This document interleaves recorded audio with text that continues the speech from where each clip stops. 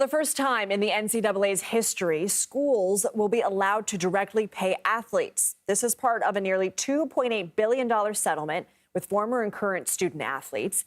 The deal was approved by both the NCAA and the country's 5 largest conferences, so it allows schools to pay athletes as soon as fall of 2025. Each school would be able to pay up to $21 million per year. Not a small chunk of change. Wall Street Journal sports reporter Laine Higgins, who primarily covers college sports, joins us now.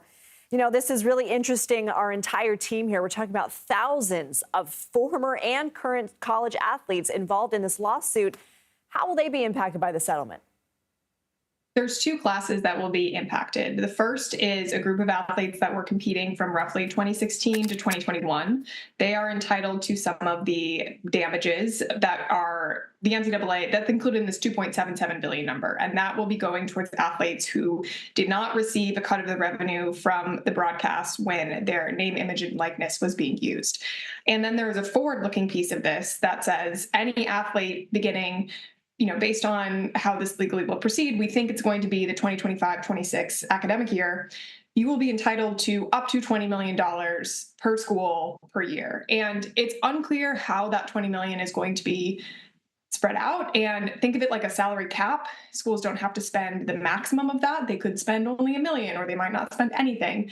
But it opens the door for athletes basically from 2016 onwards to have a pretty significant payday coming their way. It will probably vary based on the athlete, but for some, and especially ones in football, where the sport that generates the most money, they could be standing to make thousands from this.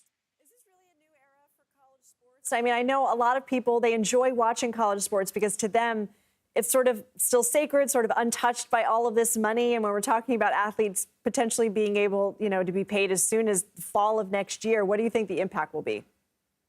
It's hard to say. There's been a lot of doom and gloom predictions in college sports over the last decade as, there's been worries about the transfer portal and athletes not having any affinity with their schools and, getting paid a lot of money with endorsements. And yet, if you look at the viewership, women's basketball is a prime example. It's going up and it remains healthy. So it doesn't seem like, the fans are getting turned off.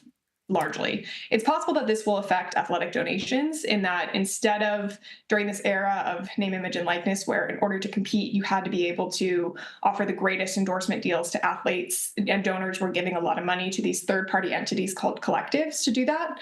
It's possible that those, mega donors will be redirecting their money back to the schools because the schools can now pay athletes. So it's unclear how the flows of money are going to change, but I have a hard time seeing how this could diminish the popularity of college sports, which college football, by and large, is the second most popular sport in the United States behind the NFL. Wow.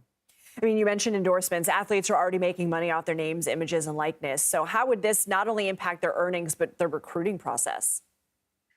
It's hard to say. I think de facto, this would sort of bifurcate the top level of Division One. So within the top level of Division One, there's 2 tiers of football. So we're just talking about the football bowl division, so the ones that go the bowl games. And the top schools, like your Alabamas, Ohio States, Texas, they can probably afford to pay the maximum. So, the $21 million per year to their athletes in all sports. So my guess is that the best recruits are going to be chasing the places that they can make the most money. But there's also going to be schools that can't afford to pay that maximum. So as a result, they might not be able to field as competitive of teams because they just can't retain the kind of athletes that a school elsewhere can. In the same way that, if you have a choice between a job where you're getting paid minimum wage or double that, you might choose the one where you're going to be paid double. Yeah.